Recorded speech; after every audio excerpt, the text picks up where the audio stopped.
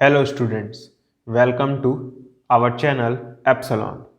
आज की वीडियो में हम लोग मैट्रिक्स एंड डिटर्मिनेंट से रिलेटेड 10 एमसीक्यू क्वेश्चंस को सॉल्व करेंगे। तो जब भी मैं आपके स्क्रीन के ऊपर एमसीक्यू क्वेश्चंस को रखूँगा तो आपको वीडियो को पॉज करना है और उस क्वेश्चन को ट्राई करना है। अगर आपका सोल्यूशन सही निकलता है तो आप खुद को 1 मार्क्स दीजिएगा, अगर आपका सोल्यूशन गलत निकलता है तो खुद को 0 मार्क्स दीजिएगा। ऐसा करते करते आप 10 क्वेश्चंस को सॉल्व करिएगा और अंत में अपने टोटल मार्क्स काउंट करके कमेंट बॉक्स में जाकर बताइएगा। जिन बच्चों के 6 से ऊपर मार्क्स आए होंगे मैं उनका नाम कमेंट सेक्शन में पिन जरूर करूँगा। तो चलिए शुरू करते हैं। तो फर्स्ट क्वेश्चन है, if A and B are matrices of same order then AB transpose minus BA transpose is option A है skew symmetric matrix, option B है नल मैट्रिक्स, ऑप्शन सी है यूनिट मैट्रिक्स, ऑप्शन डी है symmetric matrix.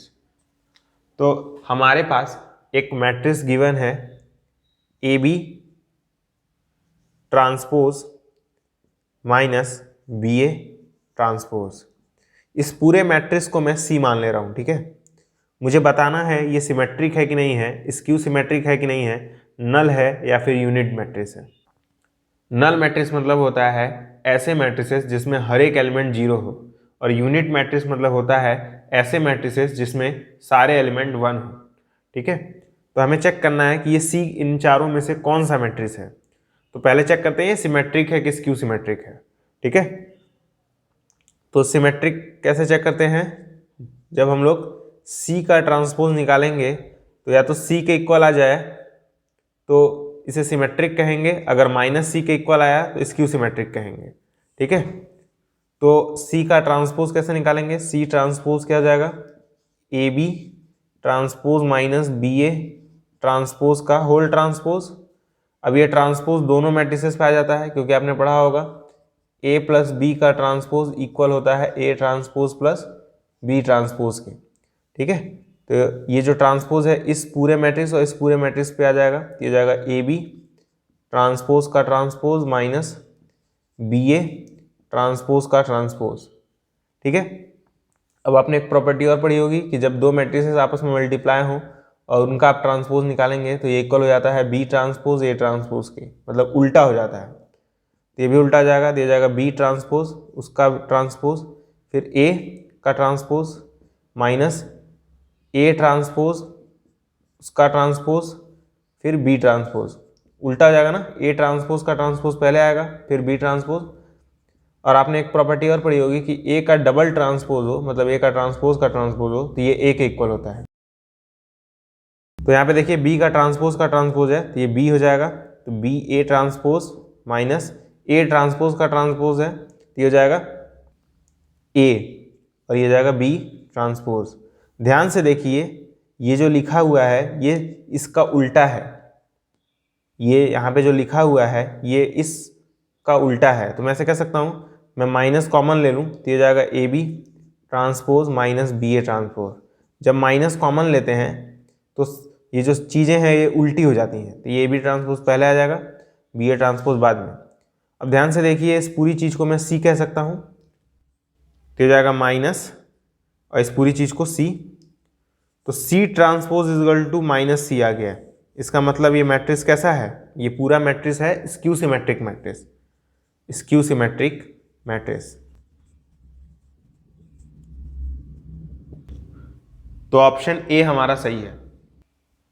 Second question है, if A and B are square matrices of the same order then A plus B A minus B is equal to, option A है A square minus B square, option B है A square minus B A minus A B minus B square, option C है A square minus B square plus B A minus A B, option D है A square minus B A plus B square plus A B.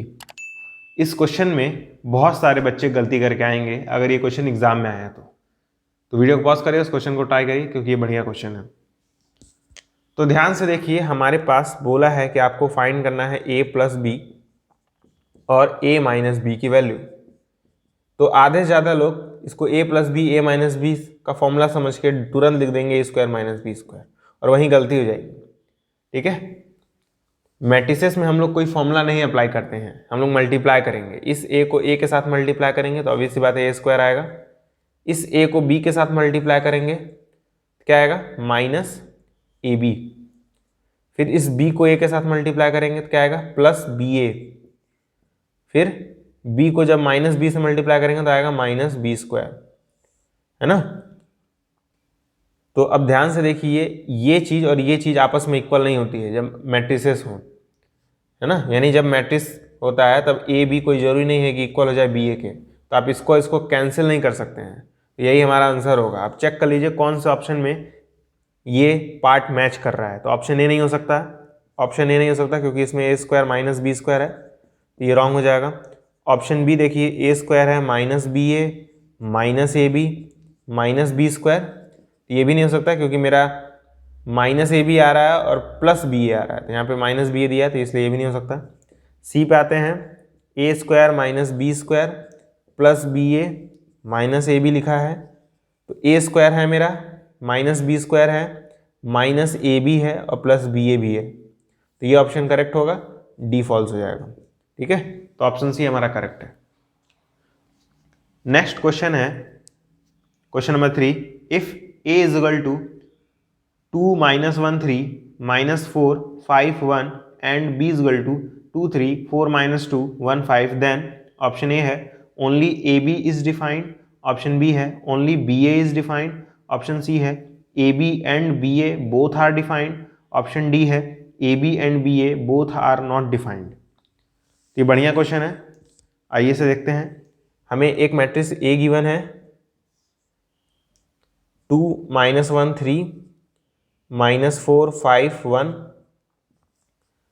और B एक matrix है 2 3 4 -2 1 5।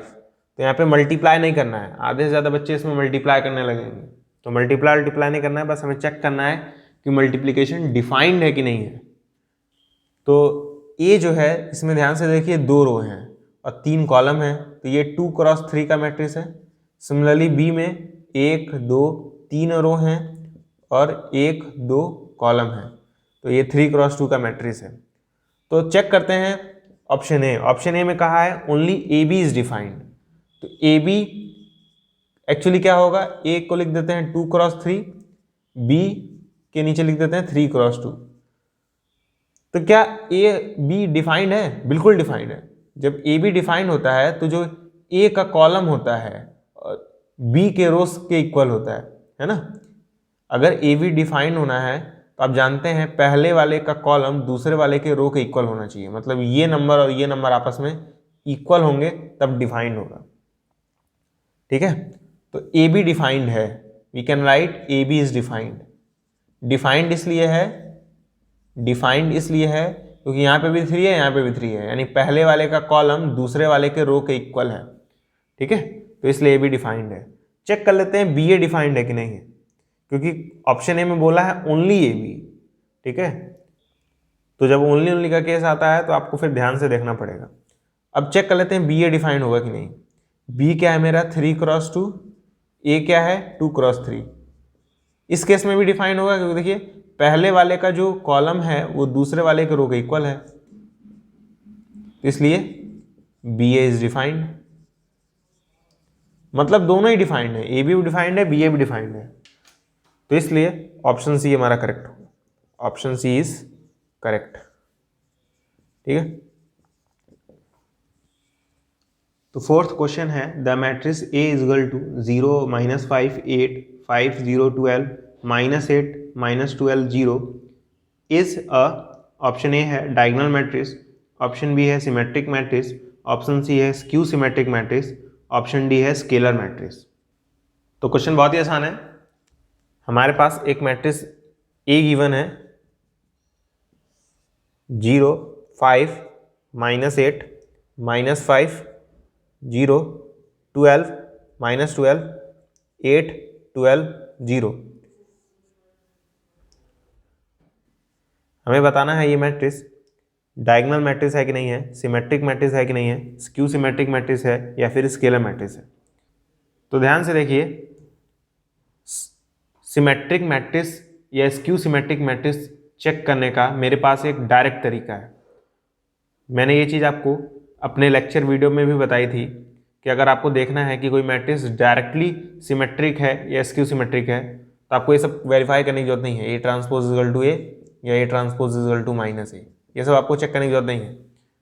अगर skew symmetric matrix है तो आप direct देखिए कि डायगोनल के एलिमेंट जीरो है नहीं। अगर डायगोनल के एलिमेंट जीरो हैं, डायगोनल एलिमेंट जीरो हैं और बाकी एलिमेंट्स अपोजिट हैं, जैसे यहाँ -5 है तो यहाँ 5 होना चाहिए, यहाँ 8 है तो यहाँ -8 होना चाहिए, यहाँ 12 है तो यहाँ -12 होना चाहिए, मतलब साइन में उल्टे होने चाहिए। जैसे यहाँ -5 है तो यहाँ 5 है, यहाँ 8 है तो -8 है, यहाँ 12 है तो -12 है, साइन में अपोजिट होने चाहिए। यहाँ और यहाँ वाले एलिमेंट्स, यहाँ और यहाँ वाले एलिमेंट्स तो अपोजिट हैं, साइन अपोजिट हैं, तो ये मैट्रिक्स स्क्यू सिमेट्रिक हो जाएगा। ये स्क्यू सिमेट्रिक मैट्रिक्स है।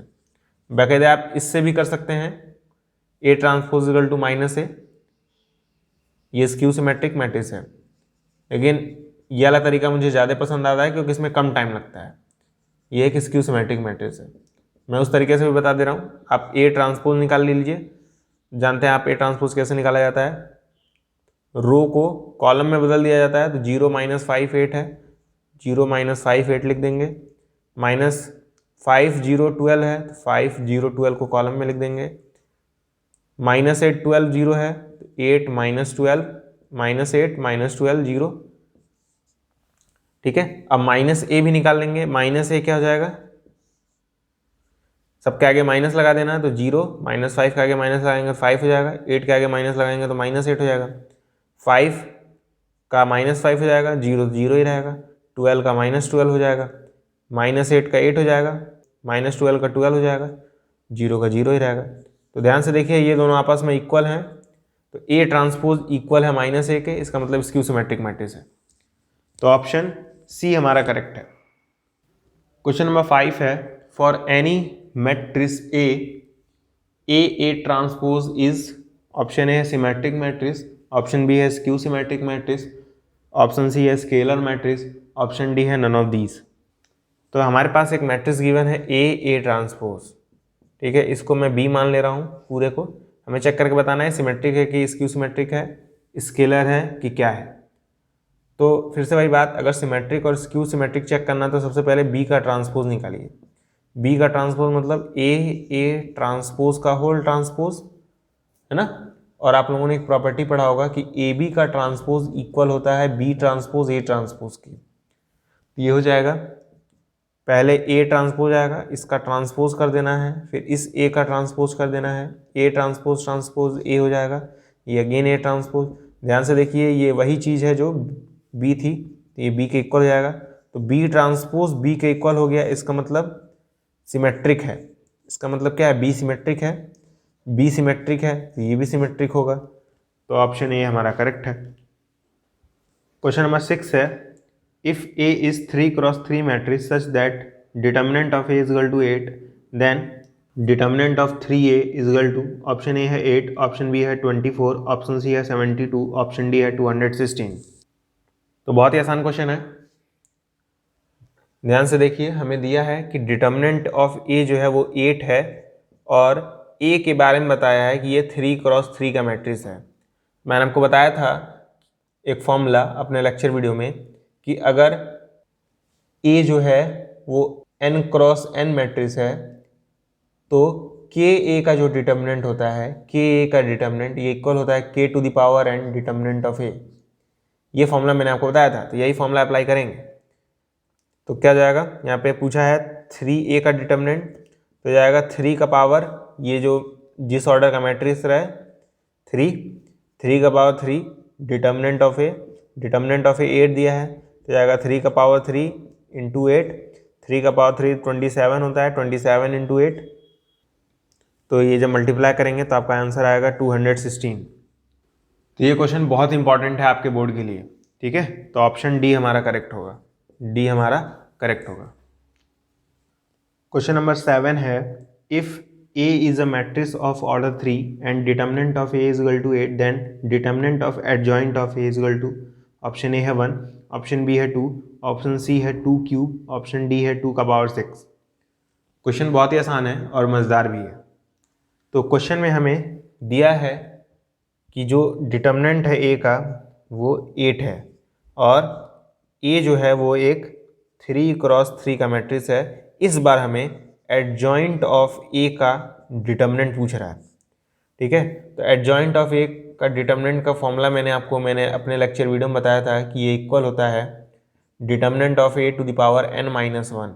n जो होता है वो ऑर्डर ऑफ मैट्रिक्स होता है, n is equal to order of matrix, ठीक है।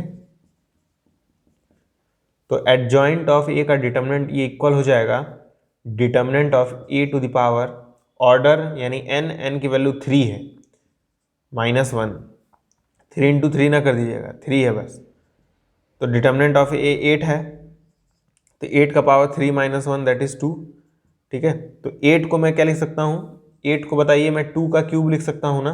तो 8 के मैं लगा लिख रहा हूँ 2 का क्यूब का पावर 2, तो जाएगा 2 का पावर 6। तो ऑप्शन डी हमारा करेक्ट है। ऑप्शन डी क्या है हमारा करेक्ट है इस केस में।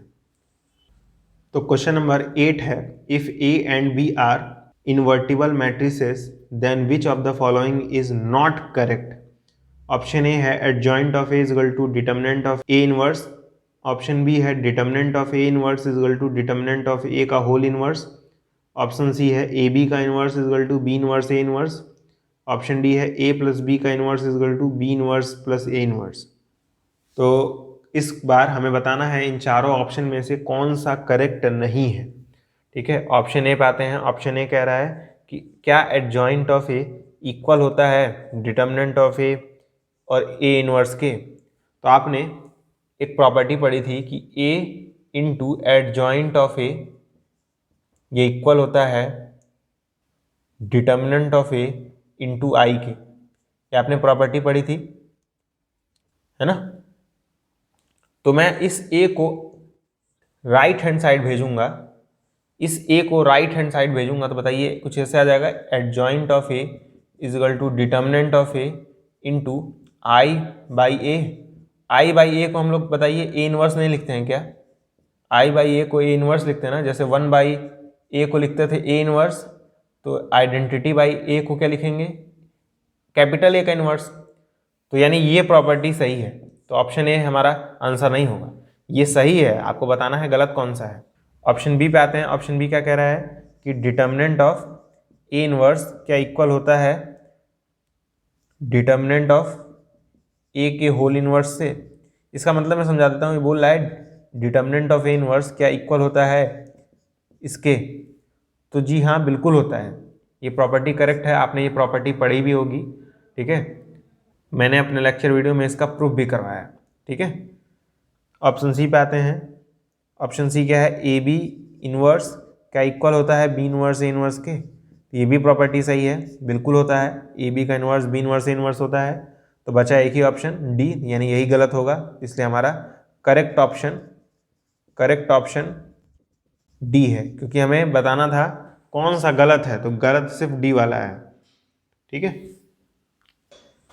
क्वेश्चन नंबर 9 है, for any 2x2 matrix if A multiply by adjoint of A equals to 10 0 0 10 then determinant of A is equal to, option A है 20, ऑप्शन बी है 100, ऑप्शन सी है 10, ऑप्शन डी है 0। ये question आपके board के लिए बहुत ही इंपॉर्टेंट हो सकता है, तो इसे बहुत ही ध्यान से देखिएगा, ठीक है। हमें दिया है a इंटू एडजॉइंट ऑफ ए जो है ये इक्वल है 10 0 0 10 के, ठीक है। बेसिकली ये मैट्रिक्स है, मैं इसको सी मान ले रहा हूँ, ठीक है। मैं इस पूरे को सी मान ले रहा हूँ। सी किसके इक्वल है 10 0 0 10, क्योंकि आप इसको अगर फॉर्मल मेथड से लगाएंगे तो बहुत टाइम लग जाएगा, ठीक है। हमें बस याद रखिए हमें बस निकालना है डिटर्मिनेंट ऑफ ए की वैल्यू, ठीक है। और हमें दिया है A into adjoint of A is equal to this matrix. A के बारे में नहीं है, A into adjoint of A इसके इक्वल दिया है। तो हम पता क्या करेंगे, दोनों साइड डिटर्मिनेंट ले लेंगे, दोनों साइड डिटर्मिनेंट। और आपने A into adjoint of A का फॉर्मूला पढ़ा था, A into adjoint of A का फॉर्मूला पढ़ा था determinant of A into I, identity, है ना। मैं इसके जगह वही लिखूंगा determinant of A into I, इसका determinant is equal to determinant of C. Determinant of C निकाल सकते हैं, क्लियरली दिख रहा है 100 होगा, तो मैं डिटर्मिनेंट ऑफ सी की जगह 100 लिख दे रहा हूँ। अच्छा ध्यान से देखिए, डिटर्मिनेंट ऑफ एक नंबर ही तो होता है ना, तो ये ऐसे कुछ नहीं लिखा है k इंटू आई, है ना, determinant of k into I तो लिखा है, ये किसके इक्वल आता है, k to the power n determinant of i के, है ना। n क्या है, ऑर्डर ऑफ द मैट्रिक्स, और बता दिया है क्वेश्चन में ऑर्डर क्या है, 2 है, तो जाएगा डिटर्मिनेंट ऑफ a का पावर 2, जैसे k था तो k का पावर n हो गया, तो यहाँ पे डिटर्मिनेंट ऑफ a है तो a का पावर 2 हो जाएगा। 2 इसलिए होगा क्योंकि a का जो ऑर्डर है वो 2 क्रॉस 2 का है, इसलिए डिटर्मिनेंट ऑफ a का पावर 2 जाएगा इनटू डिटर्मिनेंट ऑफ i, और आइडेंटिटी मैट्रिक्स का आप लोग डिटर्मिनेंट जानते हैं, ये 1 होता है, तो 1 multiply by determinant of a का स्क्वायर इज इक्वल टू 100, तो डिटर्मिनेंट ऑफ a का स्क्वायर इज इक्वल टू 100, इसका मतलब डिटर्मिनेंट ऑफ a की वैल्यू 10 होगी, ठीक है। तो ऑप्शन सी हमारा करेक्ट है, सी हमारा करेक्ट है। तो ये क्वेश्चन मजेदार था, कुछ बच्चों के लिए टफ भी लग सकता है, प्रॉपर्टी अगर आपको मालूम होंगी तभी आप इस टाइप के क्वेश्चन को कर पाएंगे, ठीक है। तो आज का लास्ट क्वेश्चन है question number 10, if a is equal to 2 3 5 minus 2 B such that a inverse is equal to ka, then k equals, option A है 19, ऑप्शन बी है 1/19, ऑप्शन सी है -19, ऑप्शन डी है -1/19। तो क्वेश्चन अच्छा है, अब video pause करके इस क्वेश्चन को ट्राई कर सकते हैं। तो हमारे पास दिया हुआ है कि जो a इनवर्स है वो इक्वल है ka के, ठीक है, और a के बारे में इस बार बता दिया है 2 3 5 -2। तो आपके पास दो तरीके हैं, पहला तरीका कि आप a इनवर्स निकालें, उसके बाद मल्टीप्लाई करके k की वैल्यू निकालें, आई थिंक उसमें टाइम लगेगा, ये क्वेश्चन बस 1 नंबर का आएगा तो इसे दूसरे मेथड से मैं बता देता हूँ, क्योंकि नॉर्मली मेथड से आप कर सकते हैं, आपको जो मेथड पता है आप उससे कर सकते हैं, लेकिन बस उसमें टाइम लगेगा। आप एक और मेथड देख लीजिए, मैं क्या करूँगा, दोनों साइड डिटर्मिनेंट ले लूँगा, दोनों साइड, ठीक है।